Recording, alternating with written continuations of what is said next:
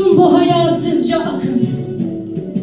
Doğacaktır. Në kuadër të ditës së miratimit të himnit kombëtar të Turqisë, në sheh përkujtimi për poetin me origjinë shqiptare Mehmet Akif Ersoy, i cili është dhe autori i vargjeve, Instituti Yunus Emre organizoi një konkurs me interpretime poetike, ku i cenjorish me temë Mos ki frikë, shpirti i rinisë është këtu. İkinci olarak da bugün 12 Mart Në kuadër të kësaj date të rëndësishme të miratimit të himnit turk dhe përkujtimit të poetit me origjinë shqiptare, Mehmet Akif Ersoy, i cili është dhe autor i vargjeve, ne po zhvillojmë këtë aktivitet.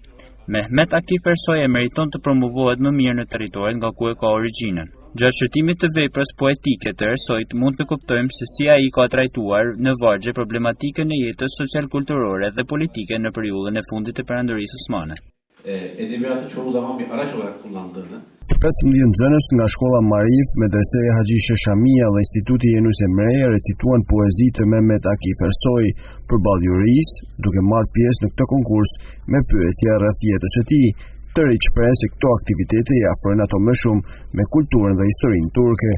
Ne sot marrim pjesë në këtë aktivitet sepse është i 105 vjetor i miratimit të himnit në Turqi dhe duke e ditë që shkrimtari i himnit të Turqisë është me origjinë shqiptare, kemi vendosur që të marrim disa poezi vepra të tij dhe të lexojmë. Për ne ka një rëndësi shumë të veçantë, pasi është edhe ndërlidhja e traditave turke me shqiptare. Gjithashtu është edhe kurioziteti i shqiptarëve për kulturën turke.